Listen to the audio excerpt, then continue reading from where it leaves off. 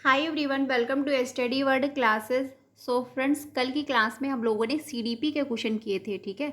और उसमें हम लोगों ने 15 क्वेश्चन कंप्लीट कर लिए थे। तो अगर आपने कल की क्लास नहीं देखी है तो उसको जाकर के ज्वाइन कर लीजिएगा। आज हम लोग आगे के क्वेश्चन करने वाले हैं, यानी कि 16 से स्टार्ट करेंगे, क्योंकि कल की क्लास में हम लोगों ने 15 क्वेश्चन सारे कंप्लीट कर लिए थे, ठीक है। ये पीवाईक्यू क्वेश्चन है और ये पेपर 1 एंड पेपर 2 दोनों में हेल्प करेंगे, क्योंकि ये पेपर 2 के क्वेश्चन हम लोग आज डिस्कस कर रहे हैं। आपको ये क्लास 3 बजे मिलती है, तो आप डेली ज्वाइन हो सकते हो, जहाँ पर हम लोग पेपर 1 एंड पेपर 2 दोनों की प्रिपरेशन कर रहे हैं। आपको ईवीएस हो गया, लैंग्वेज हो गया, सीडीपी हो गई, सारे सब्जेक्ट के जो है पीवाईक्यू क्वेश्चन मिलते हैं, जो कि 3 बजे। 5 बजे की क्लास में हम लोग पेपर 2 की प्रिपरेशन करते हैं, जिसमें हम लोग चैप्टर वाइज क्लासेस जो है कंटिन्यू किए हुए हैं, जिसमें हम लोग न्यू एनसीईआरटी क्लास 6, 7, 8 की हिस्ट्री जो है डिस्कस कर रहे हैं। तो आप लोग मेरे साथ ज्वाइन हो सकते हो। तो चलिए फिर आज की क्लास को कंटिन्यू करते हैं। चैनल पे पहली बार आए हो तो प्लीज़ वीडियो को लाइक करके चैनल को भी सब्सक्राइब कर लीजिएगा, सो दैट टीचिंग से रिलेटेड आपको सारी ऑफिशियल अपडेट जो होती है वो टाइम से मिल जाती है। बाकी आपको क्लासेस भी प्रोवाइड की जाती हैं, तो आप लोग मेरे साथ ज्वाइन हो सकते हो। आज का पहला क्वेश्चन है, इसमें कहा गया है कि इनक्लूसिव एजुकेशन के बारे में यहाँ पर बात हुई है, यानी कि समावेशी शिक्षा में किसकी आवश्यकता है। जो इंक्लूसिव एजुकेशन है उसमें जो है किसकी आवश्यकता है, तो मानकीकृत पाठ्यचर्या की है, यानी सभी के लिए एक जैसा रूल फॉलो करना है।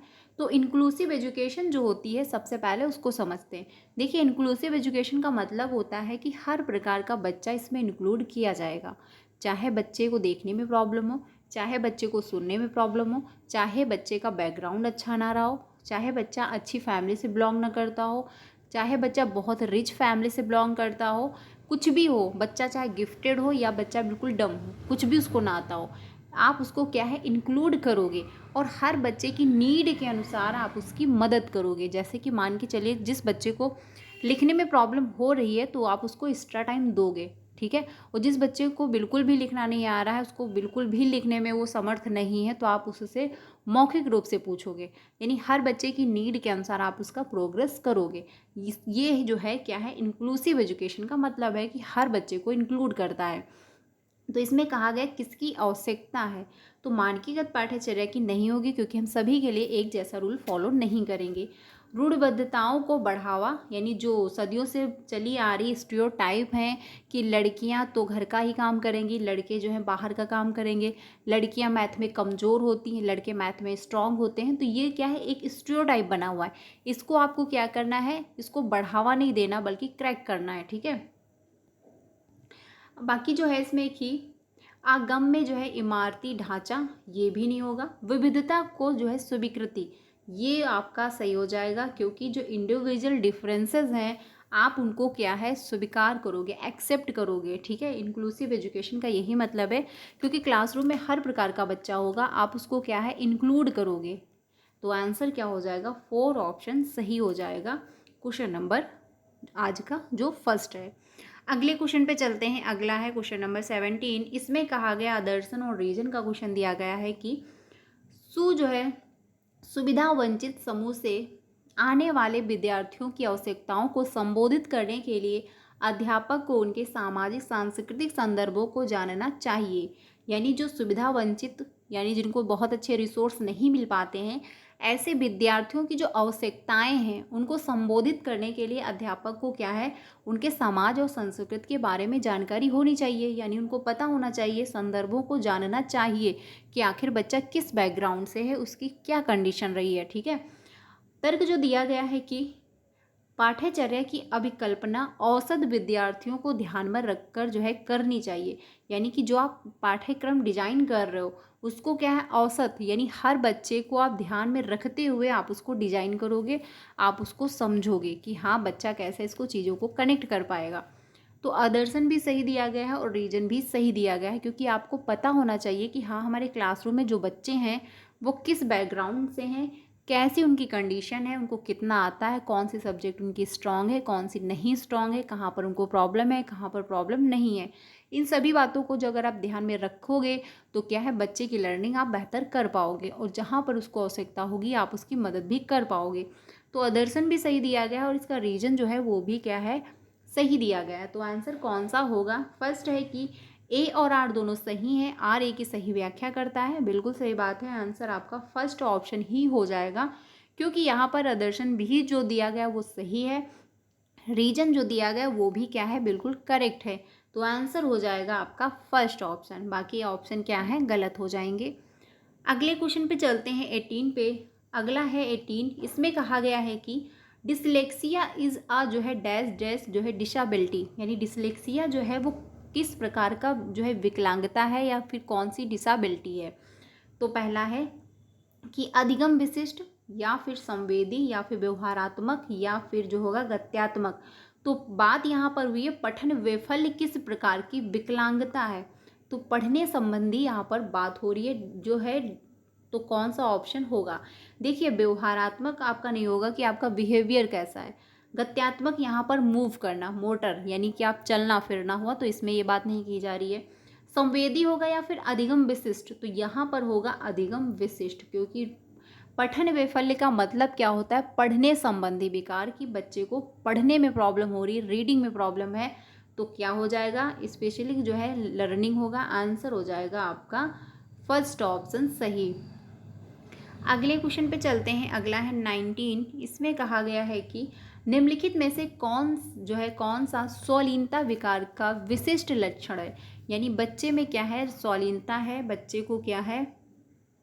बच्चे में क्या है, स्वालीनता है, उसको प्रॉब्लम होती है अपने आसपास की चीज़ों को, जो भी उसके आसपास है अगर उसमें कुछ भी थोड़ा सा चेंज किया जा रहा है तो उसको प्रॉब्लम होती है। वो ज़्यादा लोगों से बातचीत करना पसंद नहीं करता, ज़्यादा लोगों से घुलना मिलना उसको पसंद नहीं होता है।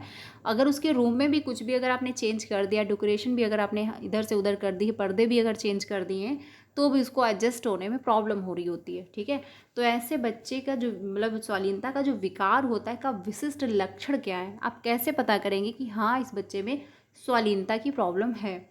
तो बाधित संप्रेषण होता है, या फिर दिनचर्या में परिवर्तन के लिए आग्रह है, या फिर उच्च स्तरीय शब्द भंडार होता है, या फिर परिवेश में परिवर्तन के लिए प्रतिरोध है। तो आंसर जो होगा, देखिए बाधित संप्रेषण नहीं होता है कि वो बिल्कुल जो है बातचीत नहीं करते हैं, बट उनको ज़्यादा पसंद नहीं होता है लोगों से घुलना मिलना। दिनचर्या में परिवर्तन के लिए आग्रह करें, ये भी नहीं होगा। उच्च स्तरीय शब्द भंडार, ये भी नहीं होगा। आंसर होगा आपका 4 ऑप्शन, की परिवेश में परिवर्तन के लिए प्रतिरोध है, कि उनको अगर उनके परिवेश में अगर थोड़ा सा भी चेंजमेंट हो रहा है तो उनको क्या है, प्रॉब्लम हो रही होती है, वो एडजस्ट नहीं कर पा रहे होते हैं। तो आंसर क्या होगा आपका 4 ऑप्शन सही हो जाएगा। इंपॉर्टेंट है क्वेश्चन, ध्यान रखिएगा। क्वेश्चन कैसे भी घुमा के पूछ सकता है, तो आपको पता होना चाहिए कि आखिर स्वालीनता विकार कहते किसको हैं। अगले क्वेश्चन पे चलते हैं, अगला है क्वेश्चन नंबर 20। इसमें कहा गया है कि कक्षा में विभिन्न योग्यताओं वाले जो है शिक्षार्थियों की आवश्यकताओं की पूर्ति कैसे की जा सकती है। यानी एक क्लासरूम है जिसमें 30 बच्चे हैं। अब 30 बच्चे क्या है, 30 प्रकार के होंगे। किसी को मैथ में इंटरेस्ट होगा, तो किसी को म्यूजिक में होगा, किसी को डांसिंग अच्छी लगती होगी, किसी को डॉक्टर बनना होगा, किसी को हिंदी बहुत अच्छी लगती होगी, तो किसी को इंग्लिश बहुत अच्छी लगती होगी। यानी हर बच्चे की अलग अलग एक फेवरेट सब्जेक्ट होती है। तो ऐसे में आप क्या करेंगे, उनकी जो आवश्यकताएं हैं, यानी जो आवश्यकताएं हैं उनकी आप पूर्ति कैसे करेंगे, उनको फुलफिल कैसे करेंगे जो उनकी नीड है। तो पहला है श्रेणीबद्ध कठिनाइयों के लिए कार्य देकर, यानी स्टेप वाइज आप कठिनाइयों के कार्य देंगे, या फिर मानकीकृत निर्देश, तो ये भी नहीं होगा आपका। केवल सामान्य शिक्षार्थियों की आवश्यकताओं को संबोधित करेंगे, यानी कुछ ही बच्चे आपकी लाइन में होंगे जो अच्छे होंगे, गिफ्टेड होंगे, आप उन्हीं को ध्यान दोगे, बाकी बच्चों को ध्यान नहीं दोगे, तो ये भी कहना गलत होगा। विभिन्न आवश्यकताओं वाले शिक्षार्थियों की उपेक्षा करके, तो आंसर कौन सा होगा यहाँ पर, देखिए श्रेणीबद्ध कठिनाई के कार्य देकर, कि आप जो श्रेणीबद्ध कठिनाई के कार्य दे रहे हो, ये नहीं होगा। आंसर होगा आपका 4 ऑप्शन, कि विभिन्न आवश्यकताओं वाले शिक्षार्थियों की आप उपेक्षा करोगे। ठीक है, सभी को ध्यान में रखते हुए जो है क्या, आप जो है उनकी जो आवश्यकताएं हैं उनको आप ध्यान में रखते हुए आप उनकी नीड के अनुसार आप उनकी हेल्प करोगे, उनका प्रोग्रेस करवाओगे। तो आंसर क्या होगा, 4 ऑप्शन होगा। देखिए आपकी ऑफिशियल आंसर की में 4 ऑप्शन गिवन है, तो हमको क्या है 4 ऑप्शन के साथ जाना है, क्योंकि अगर नेक्स्ट टाइम में क्वेश्चन रिपीट हुआ तो जो आंसर पहले से सीटेट ने वेरीफाई कर रखा है वो वही आंसर जो है फाइनल मानती है। तो इस वजह से आंसर आपका 4 ही ऑप्शन होगा। अगले क्वेश्चन पे चलते हैं 21 पे। 21 में कहा गया है कि अधिगम तब अधिक जो है अर्थपूर्ण होता है जब विषय वस्तु को डैश डैश रूप में प्रस्तुत किया जाता है। यानी जो हम सीख रहे होते हैं वो कब मीनिंगफुल बनता है ये आपको बताना है। तो संदर्भ से हटकर, यानी कि जो आप सीख रहे हो उसका आपके रियल लाइफ में कोई प्रयोग नहीं है, और आप जो सीख रहे हो उसका ना तो रियल लाइफ में प्रयोग है, ना ही आप उसका प्रयोग करके कुछ आगे कर पा रहे हो, तो ये कहना गलत होगा कि संदर्भ। क्योंकि अगर आपके मान के चलिए क्लासरूम अगर साइंस की चल रही है तो एग्जाम्पल भी साइंस के होने चाहिए। अब ये तो नहीं करोगे कि अगर क्लास चल रही है हिंदी की और एग्जाम्पल आप दे रहे हो गणित के, या फिर एग्जाम्पल दे रहे हो आप उर्दू के, ऐसा तो नहीं करोगे। क्योंकि जिस सब्जेक्ट की क्लास चल रही होगी आप उसी के अकॉर्डिंग एग्जाम्पल दोगे, ठीक है। तो ये नहीं होगा। अप्रासंगिक यानी जिसका संबंध ही एक दूसरे से ना हो, जैसे कि मैंने जस्ट अभी आपको बताया कि क्लास अगर हिंदी की चल रही है तो आप हिंदी से रिलेटेड चीज़ें जो है बच्चों के साथ डिस्कस करोगे, वैसे ही एग्जाम्पल प्रेजेंट करोगे। अब ये तो नहीं हिंदी की क्लास में आप उर्दू के एग्जाम्पल दोगे, या फिर हिंदी के क्लास में आप साइंस के एग्जाम्पल दोगे, ऐसा तो पॉसिबल नहीं, क्योंकि बच्चे चीज़ों को कनेक्ट ही नहीं कर पाएंगे। या फिर बच्चे जिस बैकग्राउंड के हैं आप उसी बैकग्राउंड के एग्जाम्पल दो। अब बच्चा जो है वो है इंडिया का और आप एग्जाम्पल दे रहे हो अमेरिका के, तो क्या बच्चा चीज़ों को कनेक्ट कर पाएगा? नहीं कर सकता, क्योंकि क्या है बच्चे छोटे हैं। अगर बच्चा बड़ा हो चुका है उसको नॉलेज है तो आप एग्जाम्पल दे सकते हो, नो प्रॉब्लम, बच्चा कनेक्ट कर लेगा। लेकिन अगर बच्चा छोटा है, उसने कभी अमेरिका के बारे में ना तो सुना है, ना तो उसको पता है वहाँ का कल्चर, ना तो पता है उसको रहन सहन, तो वो वहाँ की चीज़ों को नहीं समझ सकता है। तो इस वजह से क्या होता है, बच्चे जब छोटे होते हैं तो हमको ध्यान में रखना होता है कि बच्चा किस बैकग्राउंड का है, हम कैसे इसको एग्जाम्पल देंगे जो ये चीज़ों को जोड़ पाएगा। तो ये भी आपका नहीं होगा। अप्रासंगिक नहीं होना चाहिए, बल्कि क्या प्रासंगिक होना चाहिए, चीज़ें जोड़ पा रहा हो। बहुत ही अमूर्त हो, यानी बच्चा सिर्फ कल्पनाएं करता रहे, तो कल्पनाएं अगर वो करेगा, क्योंकि बच्चा छोटा है वो ज़्यादा कल्पनाएं कर नहीं सकता, वो करेगा भी तो वो जोड़ नहीं पाएगा चीज़ों को, ये भी नहीं होगा। संयोजित होगा, आंसर आपका 4 ऑप्शन होगा। क्योंकि लर्निंग तभी मीनिंगफुल होगी जब हम उसको अपनी रियल लाइफ में प्रयोग कर पाएंगे, अपना उसका कुछ हम प्रयोग करके आगे प्रोग्रेस कर पाएंगे, हम चीज़ों को जोड़ पाएंगे। आंसर होगा 4 ऑप्शन, ठीक है। अगले क्वेश्चन पे चलते हैं 22 पे। 22 में कहा गया है कि अंतरिक्ष की अवधारणा जो है समझाते समय एक अध्यापक ने महसूस किया कि विद्यार्थियों में इस विषय को लेकर अनेक भ्रांतियां हैं। यानी एक टीचर था, उन्होंने अंतरिक्ष के बारे में बच्चों से डिस्कस वो कर रहे थे, बट उनको क्या फील हुआ डिस्कस करने के टाइम कि बच्चों में बहुत ज़्यादा कन्फ्यूजन है, ठीक है, बच्चे जो हैं बहुत ज़्यादा कन्फ्यूज हैं। तो अध्यापक की इस स्थिति के प्रति क्या प्रतिक्रिया होनी चाहिए? तो टीचर इस कंडीशन में क्या करेगा? या तो उनको ऐसे ही छोड़ दे कि बच्चे कन्फ्यूज हैं तो होने दो, मुझे क्या, या तो उनका जो कन्फ्यूजन है वो दूर करे। तो टीचर इस जो है सिचुएशन में क्या रिएक्ट करेंगे, वो क्या करेंगे, ये जो है आपको बताना है। तो पहला है सीधे सीधे उन भ्रांतियों को अस्वीकृत कर दे, तो मतलब करना चाहिए, यानी जो बच्चे में कन्फ्यूजन है उसको आप एक्सेप्ट नहीं करोगे, इग्नोर करके आगे बढ़ोगे, ऐसा बिल्कुल भी आपको नहीं करना। इन भ्रांतियों के प्रति विद्यार्थियों के तर्क जानने चाहिए, हो सकता है। अगला है विद्यार्थियों को सही जानकारी कंठस्थ कराने के लिए निर्देश देना चाहिए, कि बच्चों से आप कहोगे अच्छा ये जो कन्फ्यूजन है इसका आंसर ये है, आप रट लो, ऐसा भी आपको नहीं करना है। नकारात्मक पुनर्बलन दोगे, बच्चों से कहोगे अरे तुम लोग तो बस, तुम लोगों से तो कुछ होगा ही नहीं, तुम लोग तो कुछ समझते ही नहीं हो। बच्चे में नकारात्मक पुनर्बलन आपको नहीं देना, बल्कि पॉजिटिव हमको थिंकिंग जो है भरनी है, ये भी नहीं होगा। आंसर होगा आपका सेकेंड ऑप्शन, कि इन भ्रांतियों के प्रति विद्यार्थियों के तर्क जानने चाहिए, कि आखिर बच्चे को कन्फ्यूजन कहाँ हो रही है, आखिर बच्चे में जो गलत भ्रांतियाँ बनी है, मिसकॉन्सेप्ट बना हुआ है, वो क्यों बना हुआ है, कहाँ पे प्रॉब्लम हुई है, बच्चा कहाँ पे नहीं समझ पा रहा है, कहाँ पे उसके द्वारा प्रॉब्लम हो रही है या फिर टीचर के द्वारा ही प्रॉब्लम हो रही है, टीचर ही नहीं समझा पा रहा है, ठीक है। क्योंकि कभी कभी ये भी होता है कि बच्चा तो समझ रहा होता है लेकिन टीचर उसको अच्छे से जो है एक्सप्लेन नहीं कर पा रहे होते, अच्छे से समझा नहीं पा रहे होते हैं, ठीक है। तो आप उन तर्क के बारे में जानने की कोशिश करोगे, आंसर होगा आपका सेकंड ऑप्शन। अगले क्वेश्चन पे चलते हैं 23 पे। 23 है कि विद्यार्थियों को किसी भी अवधारणा के बारे में समझाते हुए निम्न में से किस बात का ध्यान रखना चाहिए। यानी यहाँ पर बात ये हुई है कि किसी अवधारणा को टीचर समझा रहा है तो कौन कौन सी बातों को ध्यान रखना चाहिए। तो पहला है शिक्षार्थियों में सीखने के लिए तत्परता, बिल्कुल सही है, क्योंकि इसको आप ध्यान में रखोगे कि आखिर बच्चे सीखने के लिए इंटरेस्टेड हैं या नहीं, क्योंकि अगर बच्चा सीखने में इंटरेस्टेड है तो बेहतर सीखेगा कम टाइम में भी। अगला है विद्यार्थियों के सामाजिक सांस्कृतिक संदर्भ। ये भी आप ध्यान में रखोगे कि आपको ये पता होना चाहिए कि बच्चा किस बैकग्राउंड से है, फिर आप उसको उस हिसाब से गाइड करोगे। क्योंकि मान के चलिए अगर कोई बच्चा गांव से है और उसका गांव का माहौल, वहाँ पे कोई इंग्लिश में बात नहीं करता, अब आप जो है क्लास में क्या कर रहे हो, इंग्लिश टू इंग्लिश डिस्कस कर रहे हो, तो बच्चे को प्रॉब्लम होगी, बच्चा नहीं समझ पाएगा। और बच्चे जो होंगे शहर के या फिर मान के चलिए ऐसे बैकग्राउंड से होंगे जहाँ पर इंग्लिश टू इंग्लिश बात होती होगी, अब वहाँ पर आप हिंदी का अगर प्रयोग कर रहे हो तो बच्चे को प्रॉब्लम होगी, बच्चा चीज़ें नहीं कनेक्ट कर पाएगा। तो एटलीस्ट आपको ये भी पता होना चाहिए कि बच्चा किस बैकग्राउंड से है, उसकी सामाजिक संस्कृति कैसी रही है, उस हिसाब से आप जो है बच्चे को गाइड करोगे, उस हिसाब से बच्चे को आप ट्रीट करोगे और उसी हिसाब से बच्चे को आप इंक्लूड करोगे। ठीक है, तो इसको भी आपको इंक्लूड करना है। अगला है विद्यार्थियों द्वारा चयनित जो है अधिगम शैलियाँ, इसको भी आपको क्या करना है, इंक्लूड करना है कि आखिर बच्चा क्या पढ़ना चाह रहा है, उसको किस में इंटरेस्ट आ रहा है, आप उसको भी इंक्लूड करोगे। ठीक है, तो क्या है, सभी ऑप्शन सही हैं, 4 ऑप्शन आपका हो जाएगा, क्योंकि फर्स्ट सेकंड थर्ड ये क्या है, सभी ऑप्शन सही हो जाएंगे। आंसर होगा आपका 4 ऑप्शन। अगले क्वेश्चन पे चलते हैं 24 पे। 24 है, इसमें कहा है कि रमेश विज्ञान विषयों को पढ़ाते समय अन्वेषण, प्रयोग, विभिन्न जो है व्यवहारिक गतिविधियों के माध्यम से बच्चों को नया ज्ञान व समझ बनाने के अवसर प्रदान करता है। वह डैश डैश को बढ़ावा देना चाहता है।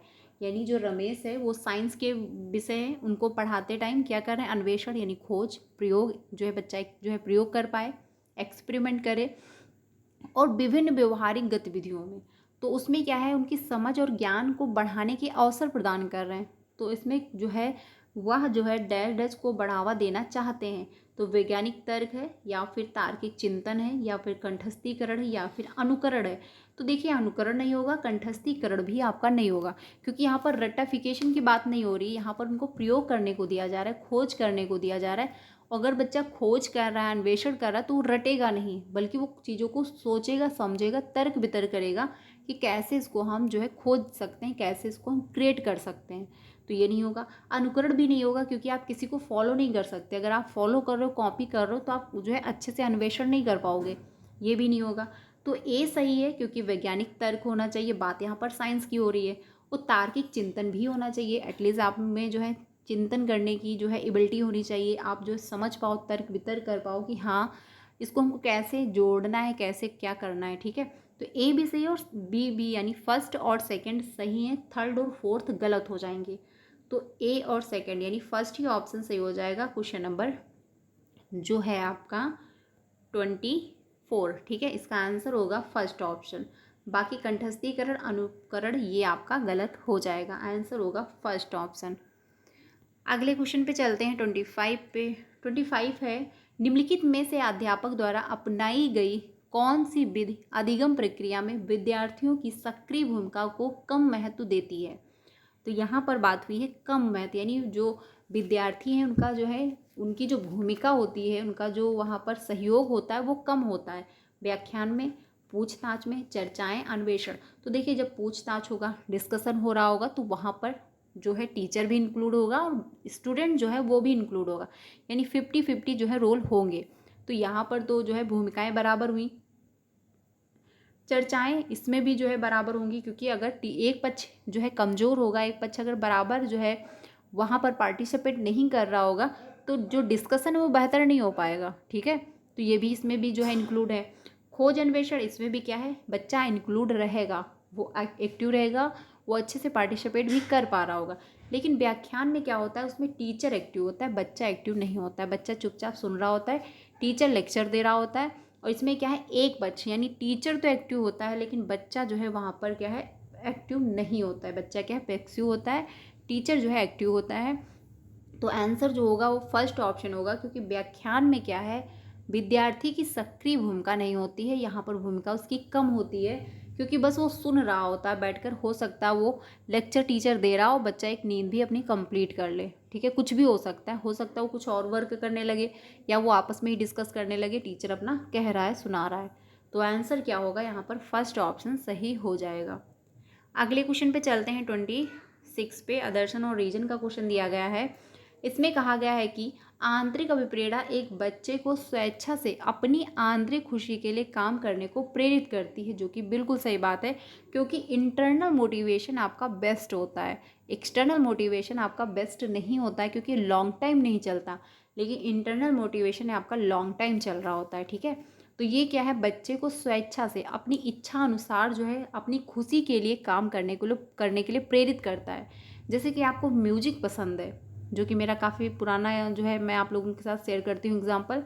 देखिए, जैसे कि आपको म्यूजिक पसंद है, अब म्यूजिक आपको पसंद है, आप इसके लिए जैसे आप गिटार बजा रहे हो, आपको पसंद है, अब इसके लिए कोई पैसे दे रहा तो अच्छी बात है, नहीं दे रहा तो भी क्या आप गिटार बजाओगे, क्योंकि आपको पसंद है, वो चीज़ करना आपको अच्छा लगता है, उसका बेनिफिट है तो है, नहीं है तो भी कोई प्रॉब्लम नहीं। तो ये क्या है, लॉन्ग टाइम चलेगा। लेकिन अगर वहीं पर किसी को इम्प्रेस करना है तो कब तक आप उसको इम्प्रेस करोगे? एक टाइम ऐसा आएगा कि वो इम्प्रेस हुआ तो ठीक है, नहीं हुआ तो भी ठीक है, आप अपनी जगह बैठ जाओगे।